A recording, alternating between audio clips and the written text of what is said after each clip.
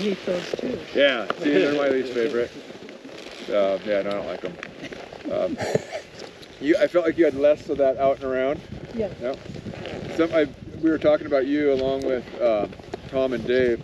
The four of you, as you pivoted, then also your edges bit in more and you slowed down coming down the hill. And I didn't really do that. I'd pivot and was able to manage that edge to keep the same rate of descent. So practice that. Now the soft snow makes that trick a little trickier. This is where March 31, you want to do it first thing in the morning. It's all frozen. You're going sideways anyway. Yeah. So let's do pivot slips. And it's like Jake said, man, I don't trust my downhill ski to not catch. Because the snow's soft enough. Yeah. Terry, would you describe that as more of a braking action? What they're doing? Yeah. Yes. Because they're getting a little more edge to slow themselves down at more or less the bottom of the turn. And where this fits into the whole national standard, what's on my assessment sheet thing, is there's phrases that say something like, blend and apply the fundamentals as prescribed, or integrate fundamentals as prescribed, or integrate one fundamental as prescribed, or things like that. That as prescribed thing, if we say do a pivot slip like this, and the visual is kind of steady slope down the hill, that's your prescription.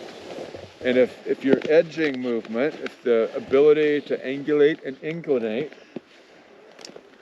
is different and you can't manage that edging thing enough, that's where it hits the national standards. Like, well, they didn't manage that fundamental. That was one thing we asked them to do, and they slowed down every time because their pattern was, this is how I edge, this is how I edge, this is how I edge. I wasn't even thinking of slipping. I was thinking that you did actually almost come to a stop. And that's the beauty of something like this. Yeah. Is we go, now we figured okay, that out. Oh, here's what I'm supposed to do. This is a little different. I hadn't thought about that. And reading it, it's easy to, Right. I read it and I go, oh, that part matters. You guys read it and it goes, oh, turn one side and then the other and go down the hill sideways. Okay. And you Just don't. like a hockey stop. Yeah. And you don't think of the word slip. Right. Slip means you keep going. Yeah. Yeah, if you're doing the braking, it is more of like the hockey stop movement, right? Yeah. There's a few different variations that could happen here. This is back to the as prescribed. One, and this, to me, I would never fail somebody on this. The first ones, when I was side slipping, I did this with my hands. And the second one, when I was side slipping, I did this with my hands. Yeah. Ooh, I didn't know. I can't imagine failing somebody because they missed what I was doing with my hands. That's not the point. I was looking at your skis. Yeah, and that's why it's not the point. Yeah. This is a ski thing. What does, well, at Mission Ridge, the exam I did this year, we had people that were squaring up a lot. They were struggling with the hockey stops. And so we were really specific about showing this because it's faking a blocking pole plant. Right. I put my elbow in, my elbow kind of holds my hip back. I'm down this way to try to get people not to be this way. But is this going to fail them? No. The fact was that their skis were going around that way.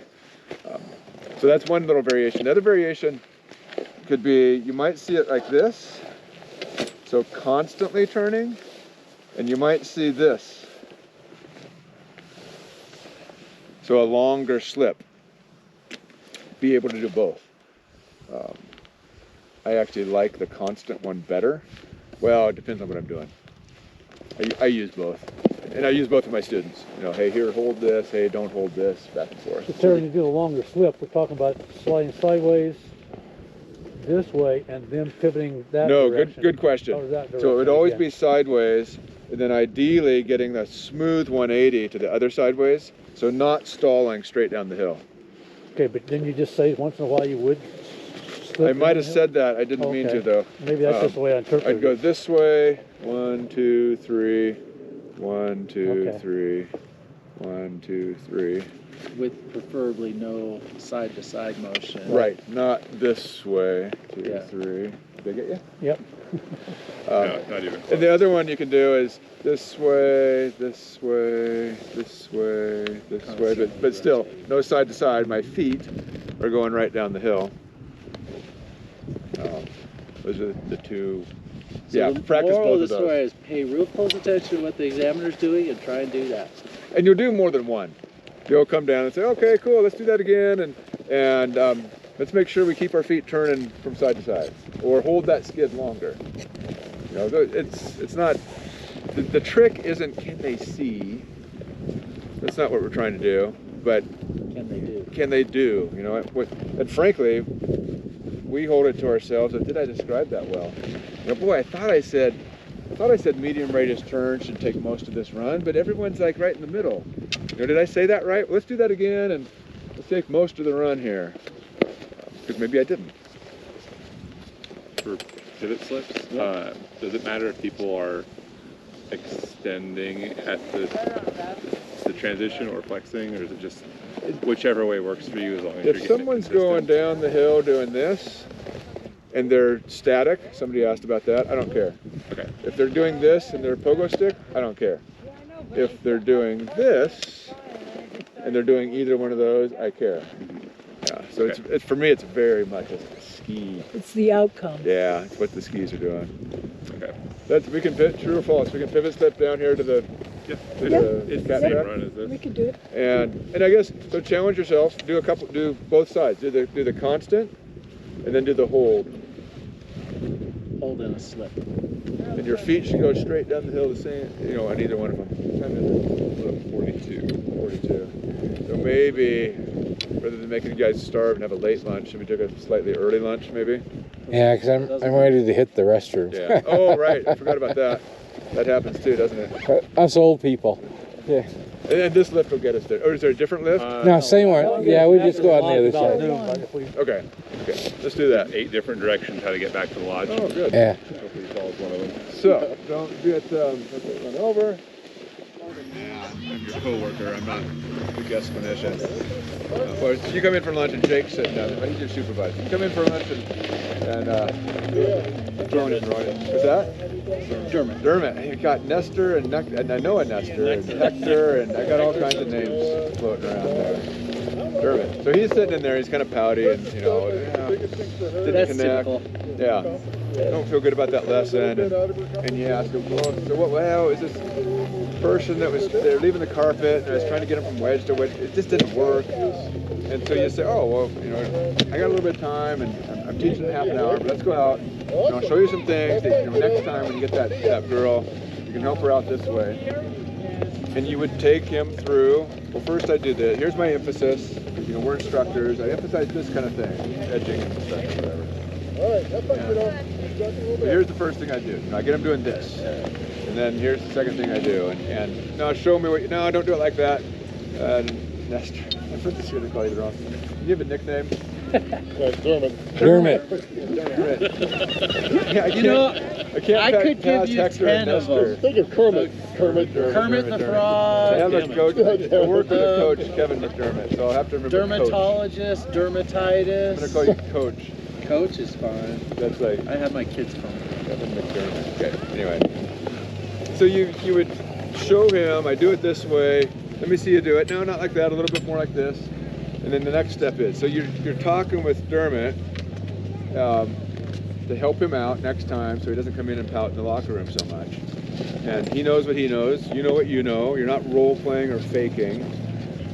So that's kind of the way to think about what's this presentation like. And you only got 30 minutes because Jake gave you a lesson later. You can't just keep going and blather on forever. You gotta get down the hill and get the lift back up or Jake's gonna get mad at you. So you have to manage your time that way. So that's the story of how I think about level 2. I wish they wouldn't have made it 30 minutes. It's a little awkward, frankly. Yeah. That's just because I'm accustomed to 20. Well, because my problem is trying to drag things out anyway. And yeah, so we'll... Wait, isn't it true that the 30 minutes is an upper limit, and if you do it in less, that's okay? Well, as long as the less is an 8. No, that's not okay. If you come up with, well, so we had somebody at Mission that it was like 22 or 23. We're at the bottom of the chair, so you're going, well, you ride the chair, you got 45 seconds left. It's just, but 23 minutes, and what they did, they kind of used their time, they were moving things, they explained it, like, okay, that's fine. If they'd, yeah, that could be fine. But yeah, if you stop at 12 minutes or 15 minutes, they're probably going to say, well, what would you do next? And then what you do is you go, oh, okay, so the students I'm talking about are just like Elaine that I skied with last week. So with Elaine, if she stayed for longer, I would, and you keep going with whatever you do next. Yeah. But, Typically, I start throwing whatever I got at them until they fall apart, and then I figure lesson's done. And if it's a bad lesson, he gives us that person Yeah. next time. That's right. Yeah. Hand it off. Next time I got a student for you, Mike. Exactly. Tell them request me next chance time. to My fix name's Mike. Yeah. have you folks, in the certification guide, have you read through the sample teaching? You know what you could be assigned? There's a list of 7-ish, 8. Not yet, Not but yet? I know it's there. It's in that binder at the lunch table. So that was a resounding The no. answer Bob. to me, right? What's one of them? Wedge to parallel, or you might get somebody's, Which Christie to or parallel. Christie, yeah, wedge Christie to parallel, to basic parallel. Yeah. You might go from basic to dynamic. No?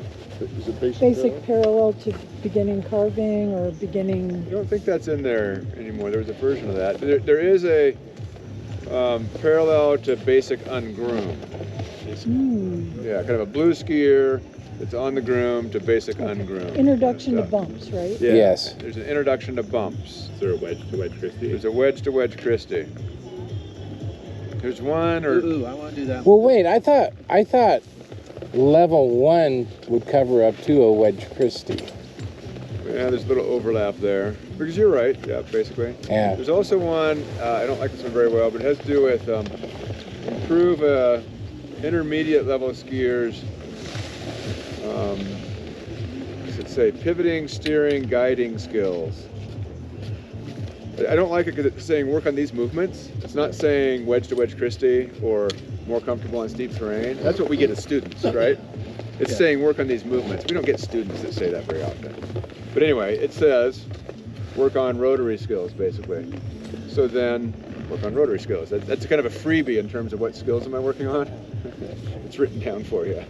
Do we get assigned at one of those then? You're gonna draw them out of a hat. It's gonna be random. Yep. Okay. And then you'll also get Are there 6 of them then? And so each like person. 8 or something. Okay, so Yeah. the 6 people should each have one unique one. Usually. There might be an overlap. And I mean, if someone does exactly what you do with Elaine on Tuesday, then you could do the same thing, probably. Yeah. There's no cheating on the teach day. I mean, you can literally pull out cards and go, oh, what did Ernie write down for me? Because you can do that when you have students. If you have a little flip chart that you use, it's no big deal. It's fine. Yeah. You said there's no cheating. Really? I didn't realize that. Like completely different. Well, you can teach poorly, but in terms of cheating, like you can ask Tom, man, I got this. I'm kind of freaking out, and particularly on a lift ride or somewhere, maybe not in the middle of your segment. But yeah, you can help each other out.